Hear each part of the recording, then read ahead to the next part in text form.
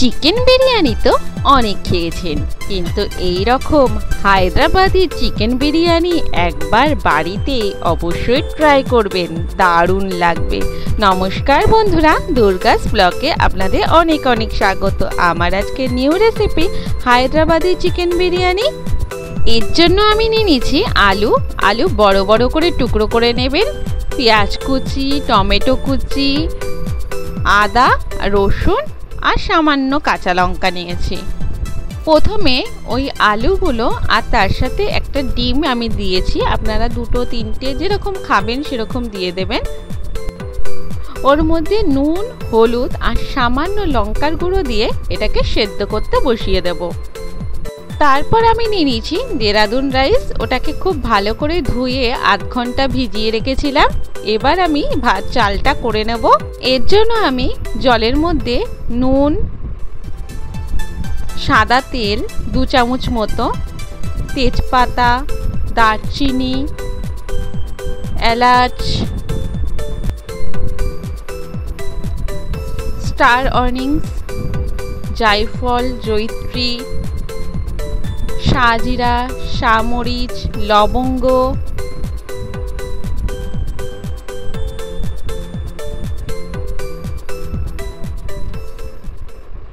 আর দিয়ে দিলাম বড় এলাচ টুকরো করে।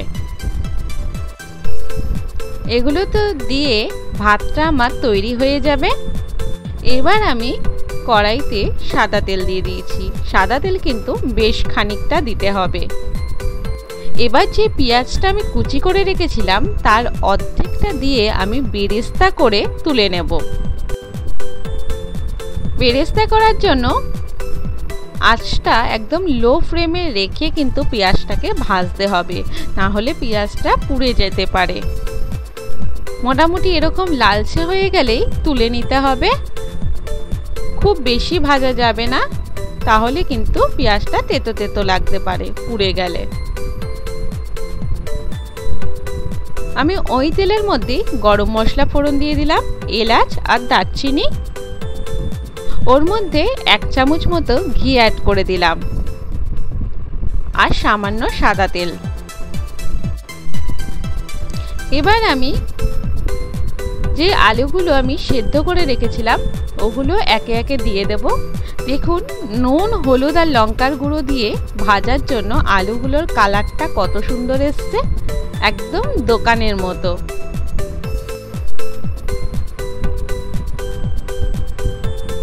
সামান্য একটু ভেজে তুলে নিলাম। ওই তেলের মধ্যেই আমি বাকি যে পেঁয়াজ কুচিটা ছিল সেটা দিয়ে দিলাম। আমার রান্নাটা যদি ভালো লেগে থাকে অবশ্যই লাইক, কমেন্ট, শেয়ার করে দেবেন। সাবস্ক্রাইব অবশ্যই করবেন, পাশে নোটিফিকেশন বেলটাও অন করে দেবেন। এরকম নতুন নতুন ভিডিও চাইলে সবার প্রথম যেন আপনার কাছেই পৌঁছায়। এর মধ্যে আমি আদা রসুন দিয়ে দিয়েছিলাম, তার মধ্যে চিকেনটা আমি দিয়ে দিলাম। এর মধ্যে নুন, হলুদ, লঙ্কার গুঁড়ো,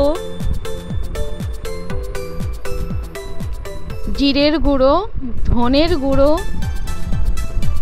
খুবই সামান্য পরিমাণ। জিরে আর ধনেটা কিন্তু খুবই সামান্য পরিমাণ দেবেন। সব মশলা দিয়ে এইভাবে মাংসটাকে কষিয়ে নেব।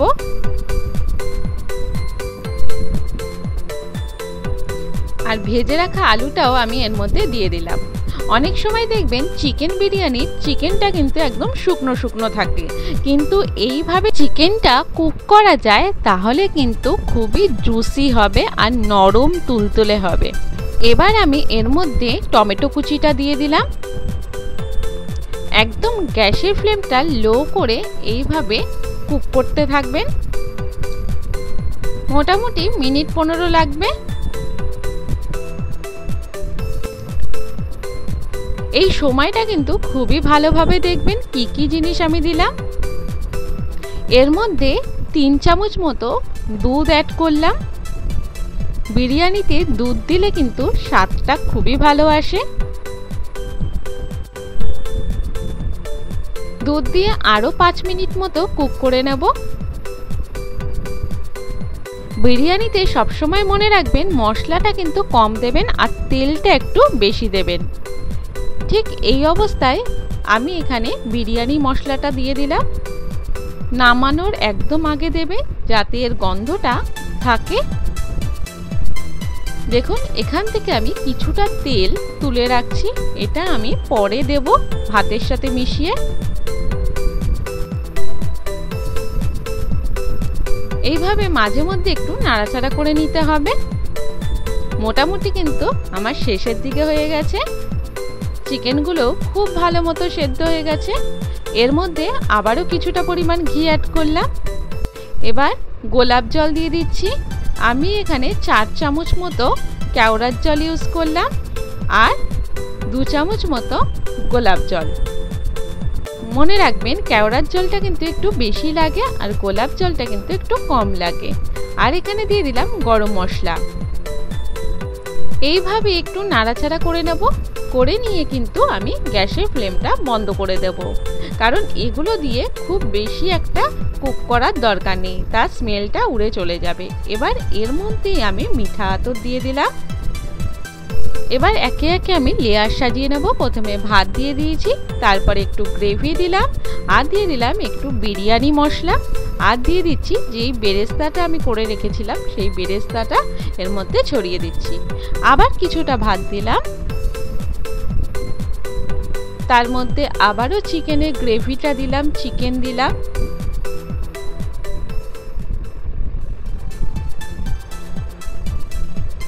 বিরিয়ানির মশলা দিলাম, ওই যে ডিমটা সেদ্ধ করে রেখেছিলাম সেই ডিমটাও এর মধ্যে দিয়ে দিলাম, বেরেস্তা দিয়ে দিলাম।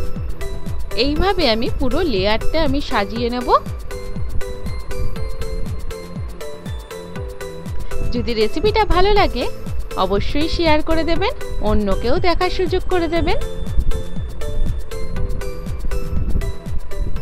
ভীষণ ভালো টেস্টি এই রেসিপি। চিকেন বিরিয়ানি তো অনেক খেয়েছেন, কিন্তু এইভাবে অবশ্যই বাড়িতে একবার ট্রাই করুন।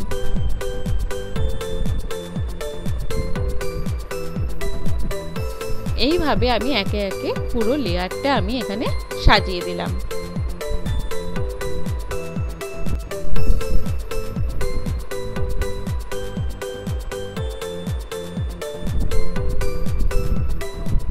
আমার পুরো লেয়ার সাজানো কিন্তু একদম কমপ্লিট হয়ে গেছে।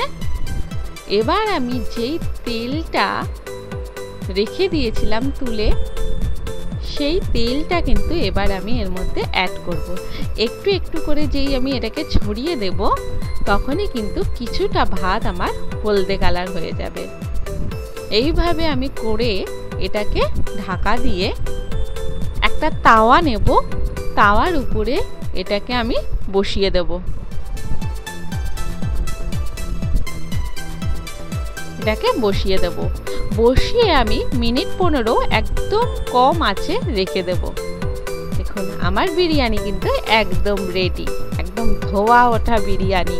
এইভাবে সার্ভ করুন না, বাড়ির লোক আপনার প্রশংসা করবেই করবে। দেখুন একদম ঝুরঝুরে বিরিয়ানি হয়েছে, একদম ঝুরঝুরে।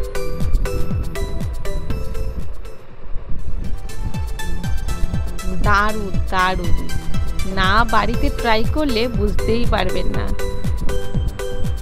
সবাই সুস্থ থাকবেন, ভালো থাকবেন, দেখা হবে নতুন ভিডিওতে। Thank you.